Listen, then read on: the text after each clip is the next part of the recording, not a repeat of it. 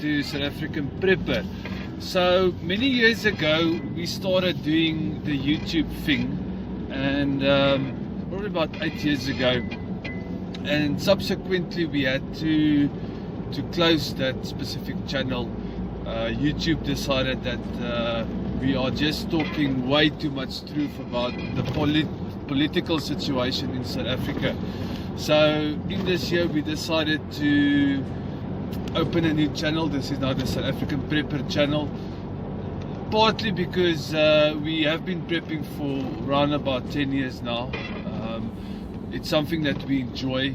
We enjoy being part of the prepping community that we are part of, and we love learning. We love learning new ways. We love exploring better ways to be able to equip ourselves for what is coming in the near future. Because about 10 years ago when we started prepping, we thought to ourselves, no, just in case. And 5 years later down the line, we realized that we're not just doing it now because maybe something will happen, but it went over to it will possibly happen. And then probably about 4 years ago, it's funny how things evolve, it went from we are just prepping for maybe to maybe 5 years ago to about 3 years ago, where the collapse of South Africa became an absolute guarantee. So on this channel we decided not to report on things that are happening in South Africa, because our previous channel got deleted by YouTube because of our blunt honesty about what's happening in South Africa.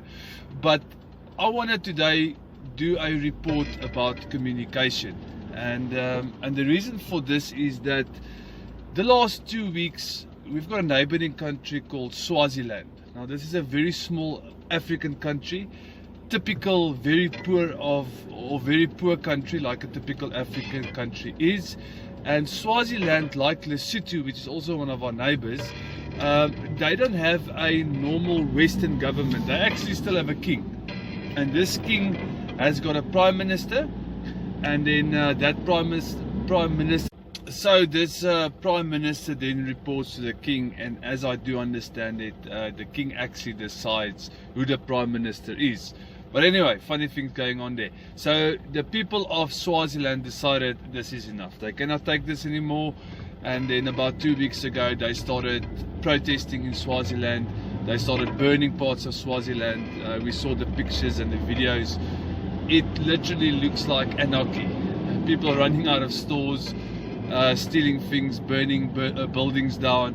Quite a hectic situation going on in Swaziland. So my eyes again went open for the fact that in 2021 a country, and it doesn't matter where in the world, can actually decide to switch off your internet and basically deny you access to internet and telling the world what is going on in your country.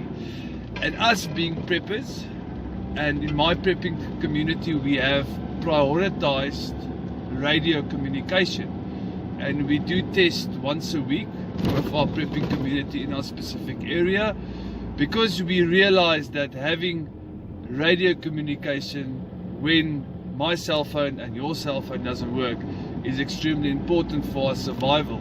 So if you are a prepper, if you are starting out as a prepper or a beginner prepper, number one, become part of a community, because I take our community, our prepping community, I've got so many people with so many skills. It is actually absolutely amazing, because I'm a mere farmer. I plant and I harvest and I feed people, but other members of my community are engineers and doctors and nurses and teachers and electricians and plumbers, and the skills inside this community is tremendous. And then if you add the radio situation that we've established as well, I want to tell you that we are in the prime position to be able to communicate and to survive, because trying to survive in a collapsed country, doesn't matter where you are in the world, trying to do it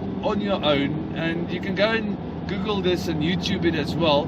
There's a guy in I think it's Kuwait, next to Croatia, and he speaks about how they survived for 1 year inside a city that was besieged by military or terrorists or whatever the case might have been. And he tells the story about how they had to survive for a full year inside a city where they couldn't get in or out, and where they couldn't get provisions, and how they survived and how difficult it was.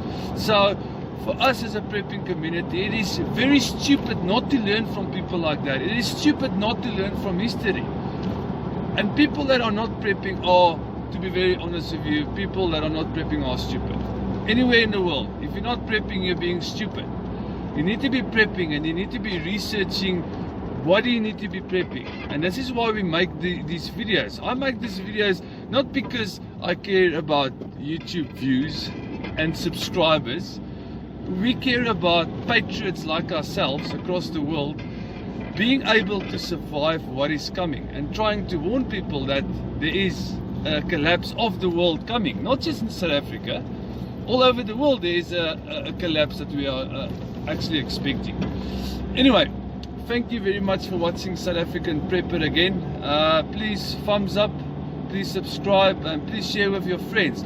And if you do have any comments, please leave comments below, because we would like to give more accurate information. We would like to inform you better. I do believe we have the experience to do this. Thank you very much, and have a blessed day.